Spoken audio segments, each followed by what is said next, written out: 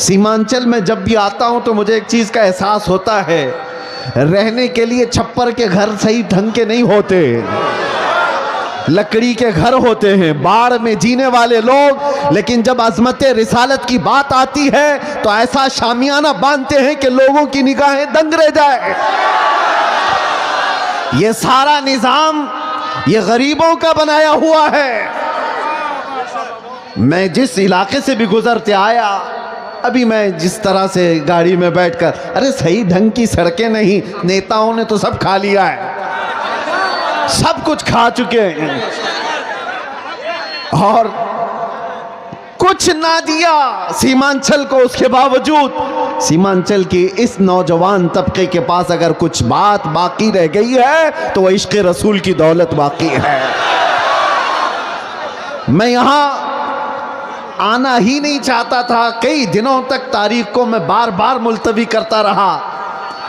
ये कैसर साहब रो धो करके लेकर के आए, मैं ये सोचता किस लिए जलसे कर रहे हो, किस लिए प्रोग्राम कर रहे हो, बयानात तो आप यूट्यूब से सुन ही लेते हो। कहा नहीं, आप चल करके देखें हमारे इलाके के लोग मोहब्बत मुस्तफ़ा सल्लल्लाहु अलैहि वसल्लम में। मैंने कहा जनवरी की ठंडियां हैं और कौन आएगा इतनी ठंडी रातों में। अंदर आने के बाद पता चला यहाँ तो 50 डिग्री गर्मी चल रही है। यह मोहब्बत मुस्तफ़ा सल्लल्लाहु अलैहि वसल्लम का निज़ाम। दीन इस्लाम से वाबस्तगी आज भी पैसा नहीं चाहती है। ये मालदारों का निज़ाम चलाया हुआ दीन नहीं है।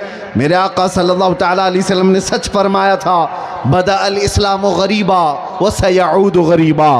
इस्लाम गरीबों से शुरू हुआ था, अजनबियों से शुरू हुआ था और गरीबों में ही ख़त्म हो जाएगा, अजनबियों में आकर ख़त्म हो जाएगा। आज ये सारे हालात देखकर दुनिया दंग है कि इनके पास खाने पीने को ढंग से कोई चीज़ें नहीं होती, लेकिन दीन इस्लाम की बात आती है तो ये अपनी हैसियत से बढ़ करके सजा देते हैं। हमारे घर ढंग के नहीं है, लेकिन अल्लाह का घर देखो तो सबसे बुलंदो बाला नजर आए।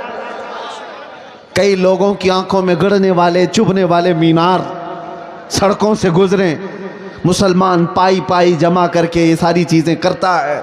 अजीज़ा ने गिरामी वक़ार, लोगों को अगर आज डिपार्टमेंट का, हुकूमत का, सियासत का पैसा जिनको मिला है और वो आज बुलंदबांग दावे कर रहे हैं कि हमने वो कर दिया, ये कर दिया, ये गरीब मुसलमान वो है जिनको कोई नहीं पूछता। सियासी एतबार से और किसी भी एतबार से